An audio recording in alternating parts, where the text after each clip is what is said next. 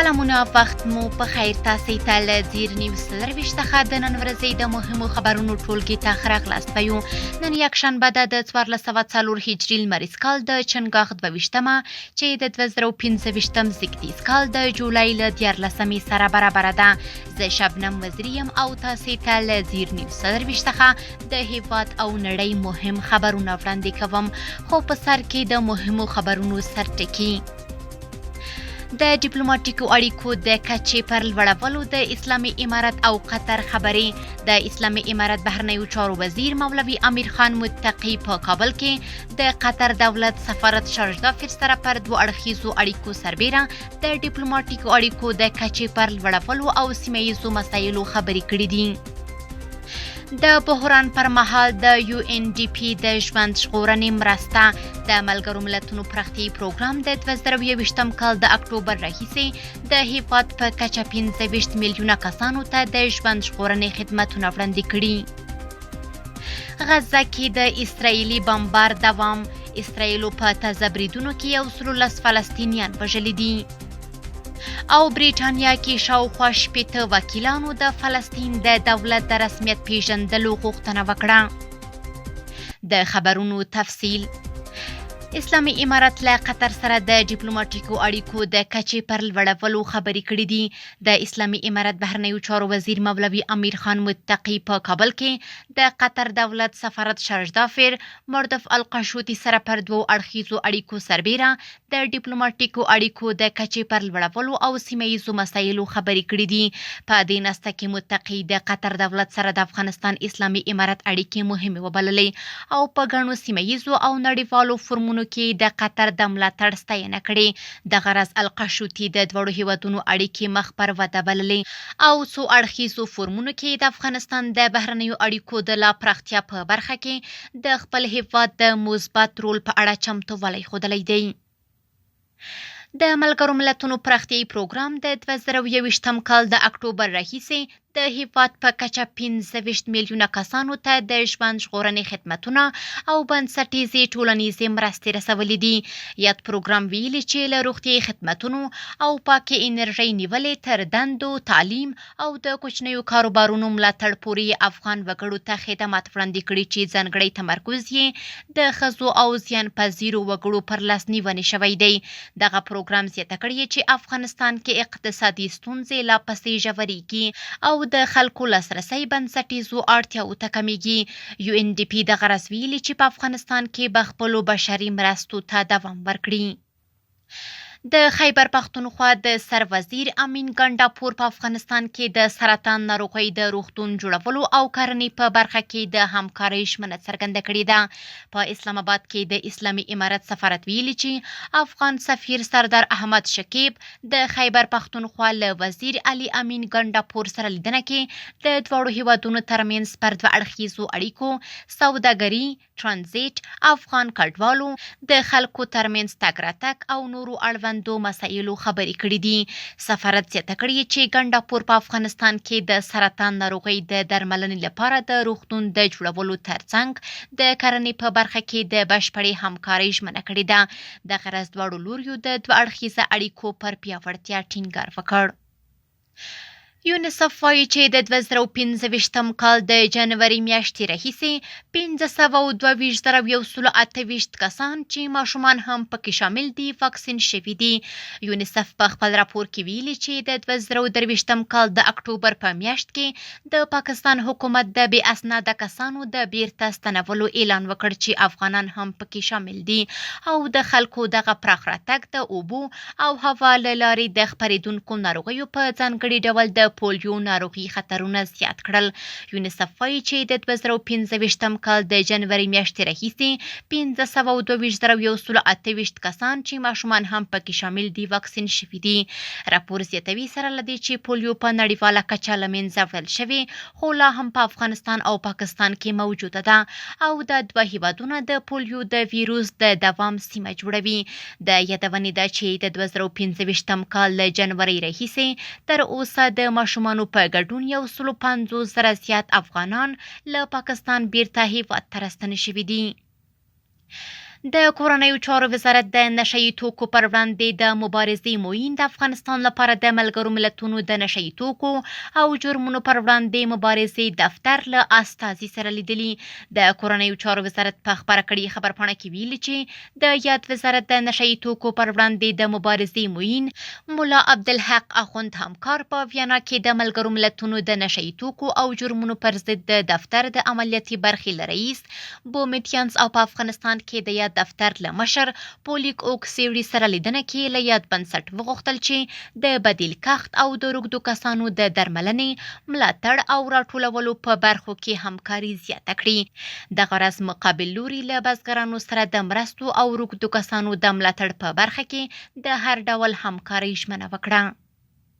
کورني خبرونه هم دومره وو. اوس به زموږ همکار عزیر صفی تاسې د نړۍ له حالاتو خبر کړي. له شبنم وزیرینه په مننې چې کورني خبرونه یې وړاندې کړل. اوس هم پام وکړئ څو بهرنیو خبرونو ته.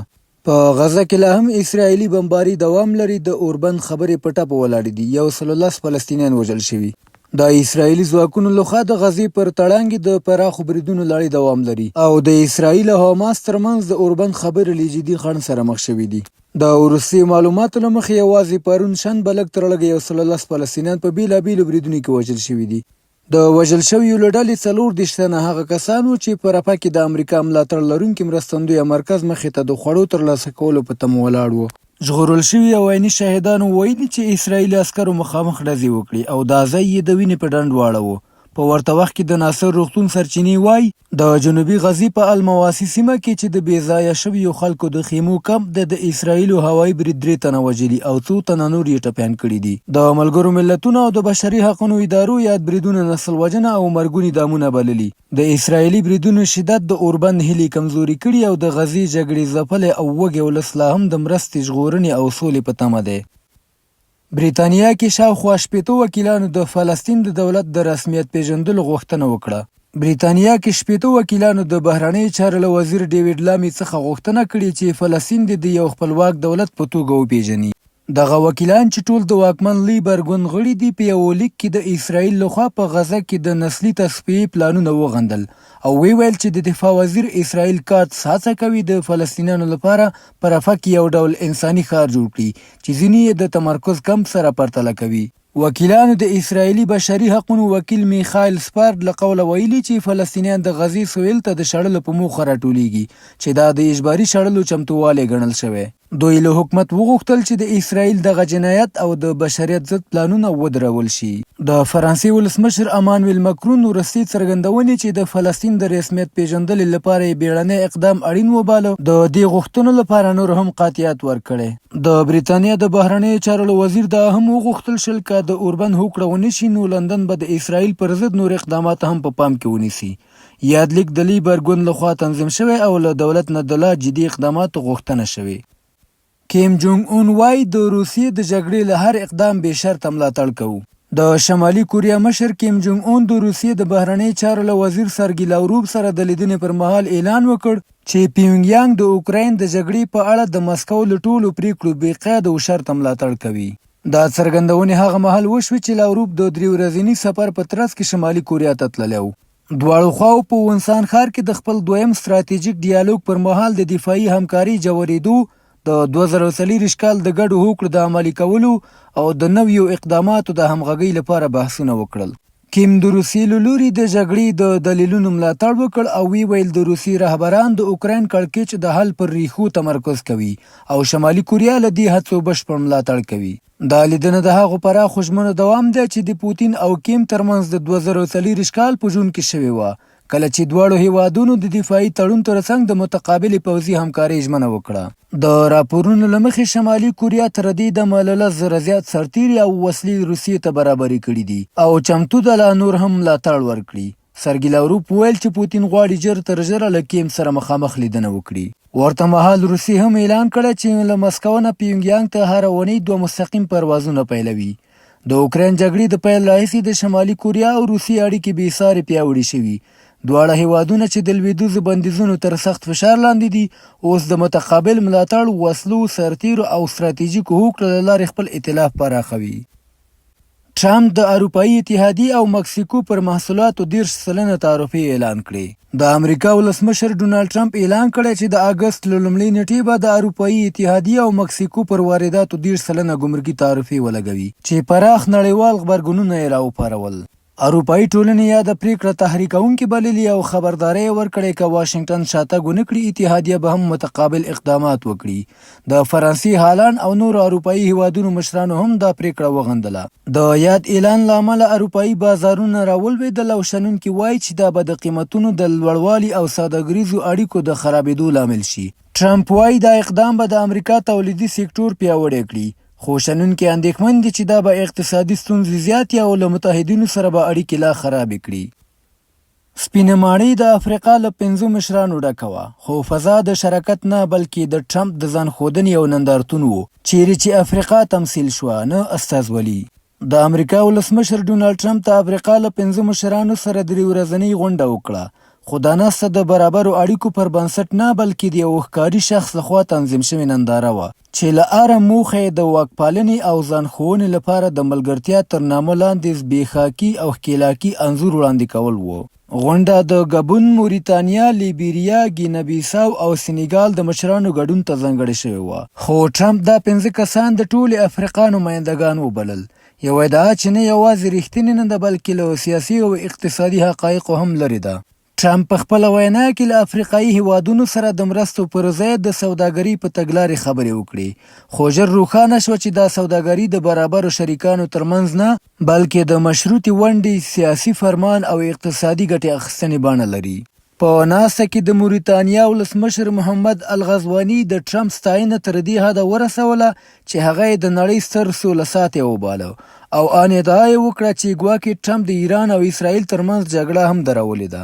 دا ستاینه داسې وخت وشوه چې هم مهاله د واشنګټن ملاتړ له اسرائیل سره د غزې په جګړه کې روان دی، چیرې چې هره ورځ لسګونه بېګناه او بې دفاع فلسطینیان وژل کیږي، چې د جګړې له پیل راهیسې د وژل شویو فلسطینیانو شمېر نږدې 80,000 ته رسیږي. د لیبیریا ولسمشر جوزف بوکای لخوا روانې انګلیسي خبرې د ټرمپ لپاره د تعجب وړ وګرځېدې. هغه له بوکای وپوښتل چې تا چیرې انګلیسي زده کړې؟ دا پوښتنه سره له دې چې انګلیسي له 1822 کال راهیسې د لیبیریا رسمي ژبه ده، یوه ناخبره، نااشنا خو پټ تبعیضي لید یې افشا کړ، هغه چې د افریقایانو پوهه لا هم د حیرانتیا وړ ګڼي. له دې هم ورهاخوا ټرمپ یو افریقایي خبریال یوازې د ظاهري ښکلا له مخې وستایله چې دا کار یې له مسلکي چوکاټ ووت او د ښکېلاکي دورو هغه فرهنګي لید په ګوته کوي چې تور پوستې ښځې د ښودلو نندارې وي، نه د خبرو شریکان. د سینیګال ولسمشر باسروفای چې په خپله ټاکنیزه مبارزه کې د نوو خپلواکو سیاستونو ژمنه کړې وه، ټرمپ ته وړاندیز وکړ چې په سینیګال کې د ګلف میدان جوړ کړي. دا څرګندونه د هغه کسانو لپاره چې نوموړی یې د نوې افریقا استازی باله د خفګان وړ وګرځېده. ټرمپ ناسته په داسې ټکو پای ته ورسوله چې روښانه یې کړه دا ملګري به ښایي له تعرفو بچ شي، ځکه اوس زما دوستان دي. دا په دې معنا ده چې انعام یوازې هغه وخت ورکول کیږي چې سر ټیټ وي.